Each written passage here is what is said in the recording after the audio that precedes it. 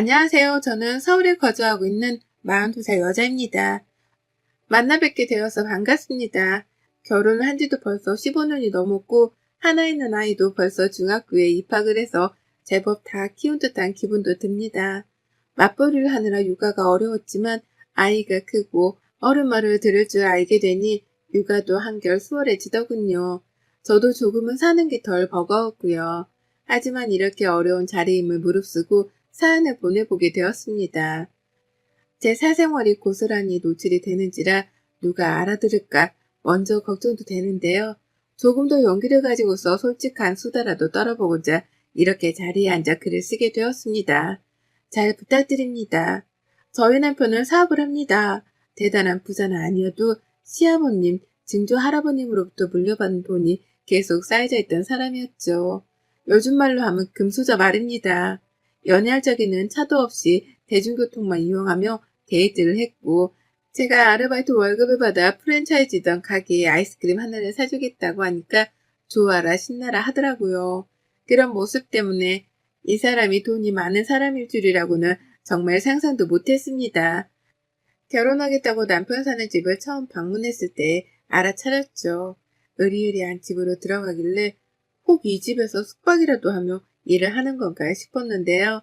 현관으로 들어가 정문을 통해 당당히 집에 입성하는 남편을 보고 그리고 옆에서 왔냐며 인사를 하는 가정부를 보며 알아차렸답니다. 이 사람이 돈이 많은 남자라는 걸 말이죠. 나쁠 것도 없고 좋을 것도 없었어요. 나빴다면 나와는 다른 세상의 사람인 것만 같은 남편이 조금은 부담스러웠다는 것이고 좋았다면 내가 사랑하는 사람이 돈도 많다고 하니 우리 미래에 가난으로 싸울 일은 없겠구나 생각했던 것이었습니다. 좋고 나쁨이 반반이었던 상태였지만 저를 끝까지 좋아라만 해준 남편의 일편단심 덕분에 결혼까지 할 수 있었어요. 그리고 저는 결혼을 하고 나서야 우리 결혼의 좋고 나쁨이 결국 반반이 아니라는 사실을 깨달았답니다. 알고 보니 좋음은 20% 그리고 나쁨이 80%는 되는 결혼이었죠. 남편과 결혼하면서 걸린 조건이 하나 있었어요. 그건 바로 시부모님과 함께 사는 것이었습니다. 전 좋았어요. 결혼 준비를 하면서 시부모님이 꽤 제게 살가로이 잘 해주셨고 이렇게만 지낸다면 같이 살면서 더 친해지기만 할 줄 알았거든요. 무엇보다도 저는 친정엄마가 어릴 적 일찍 돌아가셨기 때문에 이런 일에 대해서 조언 따위도 구할 어른이 주변에 없었습니다. 시어머니와 함께 산다는 게 결코 쉽지 않은 일이라는 걸 말해줄 수 있을 만한 어른이 곁에 없었던 거죠. 그러니 좋은 게 좋은 거란 가벼운 마음가짐만 먹은 채로 합가 생활을 시작했어요. 제가 좀 이른 나이에 시집을 갔었는데 그 어릴 적부터 저는 바로 시어머니를 모시는 것과 동시에 임신과 출산을 하게 되며 아이의 엄마가 되었답니다. 그리고 곧이어 저는 맞벌이를 시작했어요. 부잣집으로 시집을 가서 아이를 낳고 잘 살기만 하면 되는 게 아니었냐고 놀라셨을 분들을 위해 말씀을 드리자면 저는 시어머니 때문에 100% 강제적으로 맞벌이를 시작하게 되었답니다. 당장 가지고 있는 것이라고는 대학 졸업장이 전부였던 저에게 갓 낳은 아이도 내버려 둔 채 밖에 나가 돈을 벌어오길 강요하셨거든요. 뭐가 뭔지 하나도 몰랐지만 어머님이 시키는 대로 했습니다. 당장 나가서 일을 시작하려니 유부녀의 아이까지 있는 저를 쉽게 받아주는 곳은 없었고 겨우겨우 남편의 도움을 받아 남편 친구분이 일하는 회사에 격리로 들어갔어요. 남편 회사에 취업을 하면 안 되나 싶었는데 시어머니가 그건 또 죽어도 싫다더군요. 원래 와이프랑 한 직장에서 일하는 게 아니라면서 학을 때도 반대를 하셨답니다. 그러니 남편도 저를 취업시켜 주려다 되려 친구 직장에 소개를 시켜줘야만 했고 뭔가 상황이 우습게 돌아갔어요. 돈 많은 집안의 며느리가 취업을 구걸하는 꼴이었달까요? 하지만 전 괜찮았습니다. 내 통장에 내가 일한 만큼의 돈이 들어올 테니 그걸로 내 간식거리, 내 옷, 하다못해 내 아이 선물도 내 스스로 살 수 있겠다 싶었거든요. 밖에서 일하는 동안에 시어머니께서 아이를 또 돌봐주니 제가 체력적으로 힘들 것도 없었고요. 그런데 이게 좋은 게 결코 아니더라고요. 시어머니가 참 독하리만큼 저에게는 매정하셨답니다. 한 번은 이런 말씀을 하시더라고요. 돈 없는 며느리가 집에 들어온다길래 딱 하나만 따져봤다고요. 그래서 뭐냐고 물어보니 자신의 말을 잘 들을지 말지에 대해서만 따져봤다더라고요. 돈도 없고 백도 없는 주제에 시어머니 말까지 안 들으면 그건 고물단지나 다름없는 거라고 말입니다. 그래서 시험을 해보셨대요. 막 출산한 저한테 밖으로 나가 일을 하라고 시켜서 자신의 말을 잘 듣는지 안 듣는지를 확인해 봤다더군요. 그러니까 그 말은 곧 어머님이 저의 순종을 확인하기 위해서 억지로 안 해도 될 일을 하라고 하며 밖으로 떠미셨던 겁니다. 내 아이도 집에 내버려 두게 한 채 말입니다. 나를 무슨 자신의 애완견 정도로 취급을 하는 건가 싶어서 기분이 더럽고 껄끄러웠습니다. 그와 동시에 시어머니의 성격이 결코 정상은 아니시라는 생각이 들어 섬뜩하기도 했어요. 그리고 살면서 겪어보니 시어머니로부터 느꼈던 섬뜩함은 모두 다 사실이었답니다. 어머님은 늘 저를 시험하려고 하셨어요. 그냥 이렇게 해달라고 이런 걸 원한다고 말씀이라도 해주신다면 제가 당황스레 들어드렸을 텐데요. 절 늘 시험하려 하면서 경계하시더라고요. 마치 이 집안의 돈을 홀라당 빼먹어 가려는 돈 없는 도둑놈을 보듯이 절 경계하고 감시하고 또 확인하려 하며 지켜보셨답니다. 한밤중에 야식이 너무 고파서 라면 하나를 끓여 먹었더니만 그걸 가지고 일주일이 넘도록 왈가왈부를 하며 잔소리도 하셨죠. 라면을 멋대로 끓여 먹었다고 집안에서 일하는 가정부한테 제 흉을 보더라고요. 식탁 위에 먹으라고 놔둔 과일조차도 제가 손을 대려고 하면 도둑놈 바라보듯이 곁눈질을 주셨고 퇴근해서 집에 온 그 순간부터 저의 뒷꽁무니를 졸졸 따라다니며 감시 아닌 감시를 하셨답니다. 한 번씩은 제 방에 멋대로 들어와 서랍도 뒤지더라고요. 제가 말은 안 했지만 일하는 아주머니께 물어보면 꼭 아주머니 표정이 일그러지곤 했어요. 아주머님이 어머님이랑 짜고 뭔가 제 흉을 볼 때마다 나오는 표정이었죠. 그러니 저는 시어머니가 내 서랍을 뒤진 장본인이라는 걸 바로 눈치를 챘고요. 뭘 확인하려나 싶었지만 멈추지 않고 계속되었어요. 남편이랑 외식이라도 하고 오면 돈 아깝게 무슨 라고 하면서 꼭 돈이 아깝단 소리를 하셨고 저한테 새 옷이라도 보이면 무슨 돈이 있다고 라면서 또 돈 타령을 하셨답니다. 제가 일하고 받아온 월급은 꼬박꼬박 제 통장에 모아놓으면서 남편 생일, 시부모님 경조사 등 자잘한 곳에 썼었는데 그걸 가지고 시아버지께 흉을 보기도 하셨어요. 자기가 시켜서 취업을 시켜놨는데 그 월급을 자신한테 모두 다 가져오지를 않는다면서 말이죠.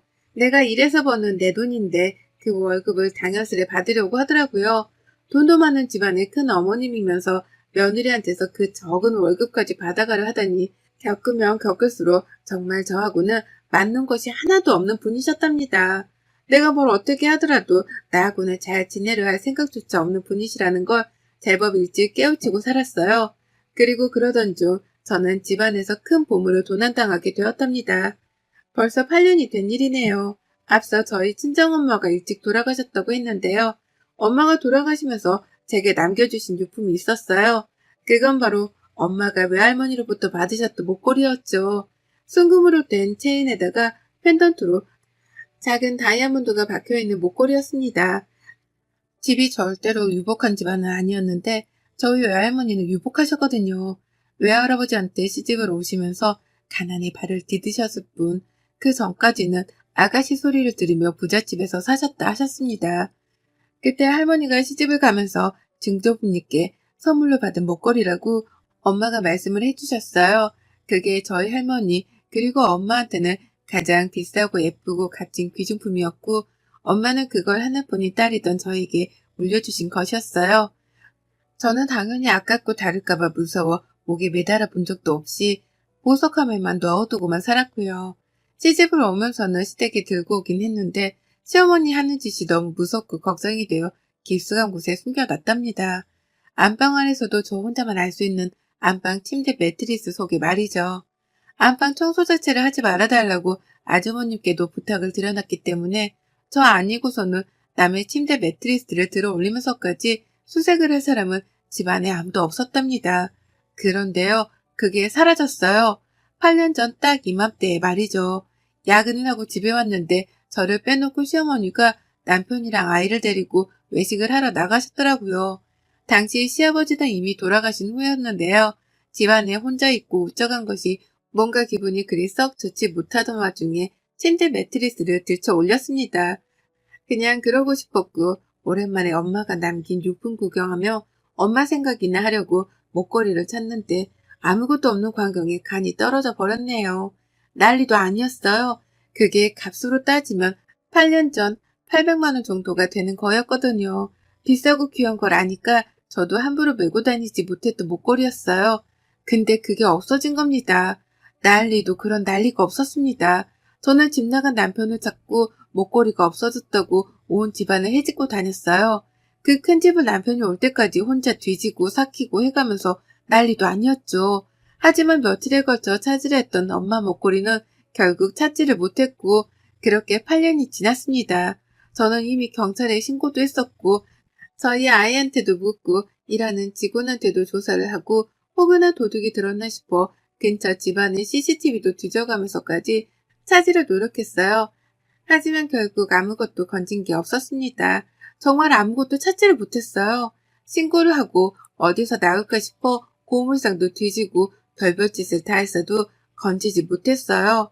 당시 옆에서 저를 지켜보시던 시어머니는 그러시더라고요.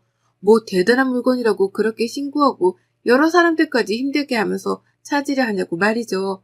눈 하나 깜빡하지 않을지 냉정할 정도로 그리 말씀을 하셨답니다. 친정에서 물려줘봤자 뭐 얼마나 귀하고 비싼 보석이겠냐면서 무시를 하는 발언까지 서슴찮게 뱉어내셨죠. 제가 돌아가신 엄마께 죄송한 마음에 울기도 많이 울었었는데요. 그런 저를 보며 살다 일이 한심한 사람을 처음 본다는 말까지 하면서 한숨을 크게 쉬더라고요. 급기야 자신이 도로 사줄 테니까 집안에 경찰이든 누구든 그놈의 보석 얘기를 하는 사람이 없게 해달라고 큰 소리를 내기까지 하셨네요. 그걸 사기 위해서 찾는다고 찾아지는 보석도 아니었고 제게는 무엇보다도 의미가 큰 물건이었는데 어머님은 그런 것 따위를 신경 쓰지 않으셨답니다. 오히려 우는 제게 시끄럽게 하지 말라며 방 안으로 쫓아내 문을 강제로 닫은 채 안에서만 울게끔 만들기도 하셨었네요. 저는 그때 후유증으로 시어머니께 완전히 등을 돌렸고 더 이상 이렇게 시어머니를 마주보고 살 자신이 없다며 남편이랑 본격적인 분가 얘기를 나누기 시작했습니다. 감정적으로 힘들 때에 힘이 되어주기는커녕 남보다도 못할 정도로 저의 슬픔에 매정하게 굴고 막말을 퍼부었던 시어머니셨기 때문에 저는 A딸을 갖추며 모시고 살 이유가 없었던 거죠. 다만 아이러니하게도 일은 계속했습니다. 언제 어떻게 시어머니 때문에 또 남편이랑 갈등을 빚고 급기야 이혼을 할지 모르겠던 불안감이 들었거든요. 그래서 어머님의 강요로 맞벌이를 시작했음에도 불구하고 분가를 하고 나서까지도 일은 손에서 놓치지 않았어요. 그러는 사이 어머님은 수도 없이 학가를 도로 요구하시며 제가 모자 사이를 갈라놓으려 한다는 둥, 집안에 돈만 보고 들어와선 재산을 본격적으로 탐내를 한다는 둥에 별별 이간질을 하셨어요. 누가 들으면 제가 정말 이 구역에 미친 여자라도 되는 줄 오해를 했을 텐데 천만다행이었습니다. 약간의 갈등과 싸움이 있을지라도 끝까지 저를 믿어준 남편 덕분에 시어머니의 이간질이 그리 효과가 있지만 않았던 거죠. 그리고 전 목걸이를 잃어버린 그 8년의 시간 동안 엄마의 기일만 찾아오면 미친 듯이 눈물을 흘렸어요. 그거 하나라도 만지작거리며 엄마와의 추억도 떠올리고 엄마의 흔적을 살폈는데 그게 사라져버리니 엄마마저 사라져버린 것 같았거든요. 죄스러운 마음에 흘린 눈물이었고 시간이 지날수록 오히려 아픔은 배가 되었습니다. 여전히 틈만 나면 한 번씩 금은방이라든지 경찰에 수사 요청을 해가면서 잃어버렸던 목걸이의 흔적을 찾으려 했어요. 그 당시 돈 800만 원짜리 목걸이였으니 지금은 못해도 1000만 원이 훌쩍 넘을 거다 싶었고요. 적은 돈도 아니었기 때문에 누가 훔쳐갔을 거란 생각은 늘 지울 수 없었습니다. 누군지는 몰라도 더더욱 벌을 받아야 한다고 생각했고요. 솔직한 마음으로 시어머니가 의심이 가기는 했지만 물증이 없었기에 섣부르게 누군가를 의심한다는 발언은 꺼내지 않았었죠. 그런데 그 목걸이를 제가 8년 만에야 제 두 눈으로 직접 발견과 동시에 수거를 했습니다. 그것도 제가 목걸이를 잃어버렸었던 바로 그 장소, 시어머니가 사는 시댁에서 말입니다. 그 큰 집을 샅샅이 뒤져가면서 목걸이를 찾던 게 엊그제 같은데요. 시아버지 제사를 지내야 해서 찾아갔습니다. 그 집만 가면 목걸이 생각이 나서 너무 괴로웠고 사이가 좋지 않은 시어머니를 배워야 한다는 사실만으로 숨통이 끊기는 심정이었는데요. 남편의 아버지 제사고 시아버지께 저도 도리는 해야 한다 싶은 마음에 싫은 티만 조금 낼 뿐 찾아가긴 해야 했었어요. 그런데 그날 시어머니가 하필 아프셔서는 침대에서 일어나지를 못하시더라고요. 팔팔한 모습만 뵙다가 갑자기 나이 드신 분이 아프시다고 하니까 저도 별 수 없었습니다. 가서 물 한 잔이라도 따라드리고 죽이라도 갖다 드리며 챙겨는 드려야겠다 싶었네요. 그렇게 시어머니가 주무시는 안방으로 들어가게 되었습니다. 목걸이 잃어버렸을 적에도 자기 방에 들어가서 도둑 취급을 하기만 하면 가만 안 두겠다고 소리를 지르고 별 난리를 쳐서 입구에서 화장대만 살펴본 게 전부였어요. 그 후는 제가 시어머니 몰래 방 안에 들어가 살펴보기도 했었는데 그때마다 소득이 없었고요. 그런데 이번엔 뭔가 풍경이 달랐어요. 평소처럼 평범하게 걸려있는 벽 한가운데 액자가 왜인지 너무 심하게 삐뚤어져 있더라고요. 그게 신경이 쓰였고 어머님한테는 죽을 가져다 드리다가 나눌 대화도 없고 뻘쭘했던 나머지 어머님을 대신해서 그림이라도 도로 멀쩡히 걸어드리고자 벽으로 갔습니다. 근데 그때 어머님이 뒤에서 절 붙잡으려 하시더라고요. 만지지 마! 라고 소리를 치면서 말이죠. 아파서 누워 계신 분 입에서 큼지막한 소리가 튀어나오니 어찌나 놀랬던지 몰라요. 그리고 그 말을 듣자마자 촉이 팍 왔죠. 왜 이 그림을 만지지 말라고 하는지, 이 그림 속에 보물단지라도 숨겨두신 건가 싶어서 그 잠깐 동안 오만 가지의 생각이 들었습니다. 그리고 본능적으로 누워 계신 시어머니를 뒤로 한 채 그림으로 냅다 뛰어가 그 그림을 손으로 들춰냈죠. 그리고 그때 저는 알아차렸어요. 보통 못에 걸려있는 그림이라면 손으로 들쳤을 때에 그림 액자가 들려야 정상인데 이 그림은 들려지지 않는다는 걸 말입니다.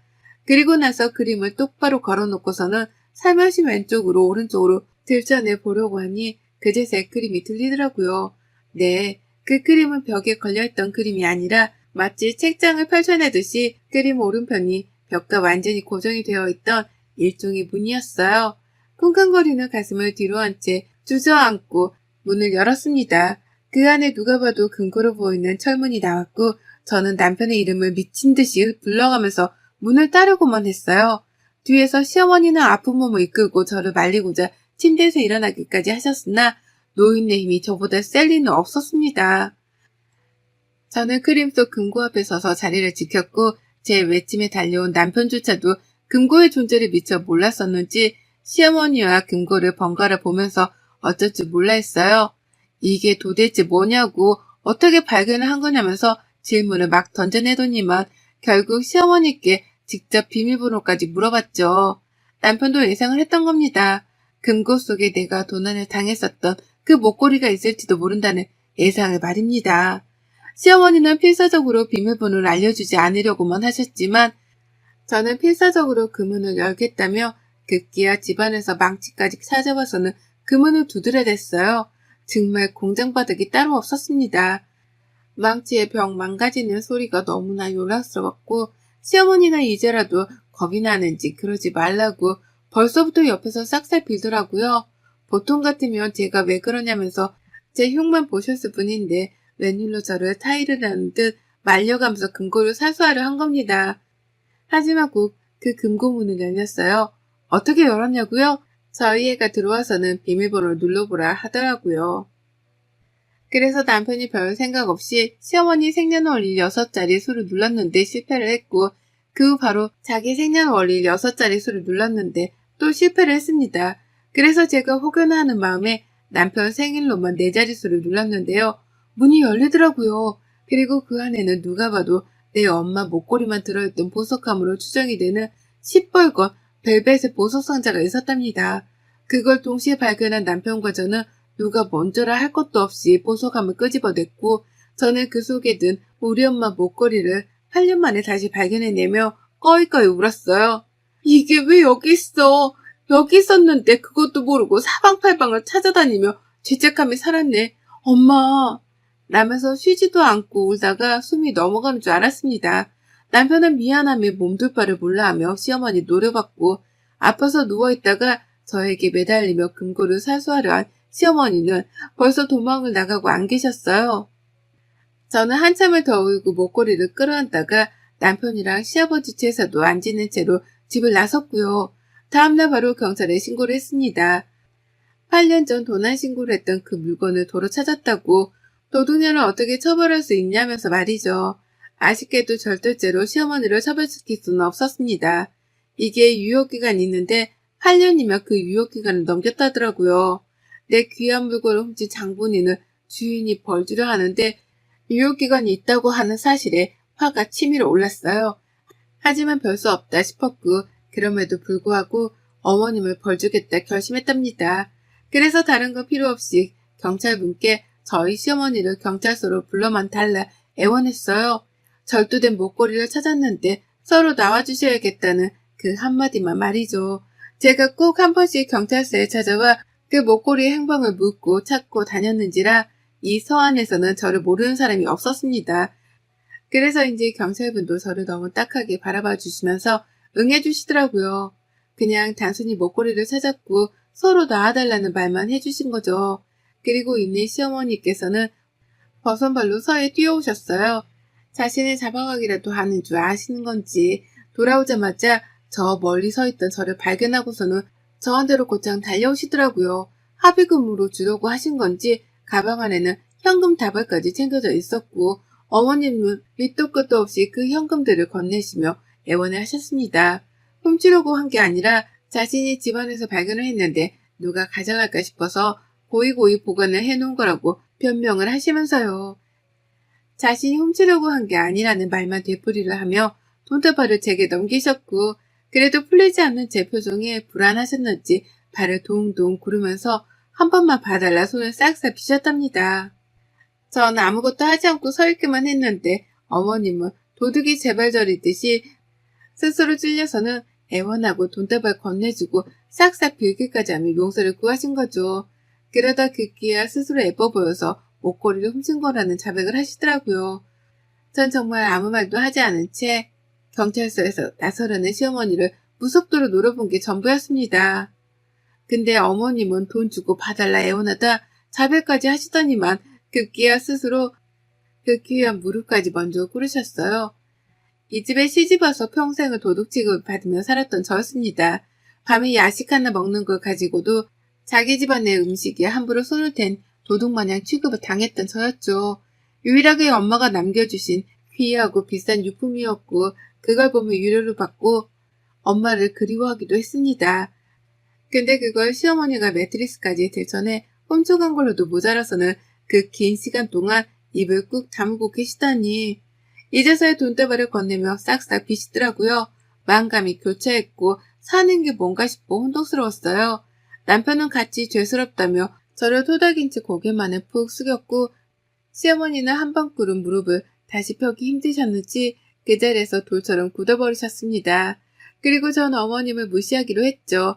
평생 지금 무릎 꿇은 스스로의 모습을 떠올리며 죄책감에 사실하고 그 사과도 안 받아줬습니다. 그냥 됐다는 말.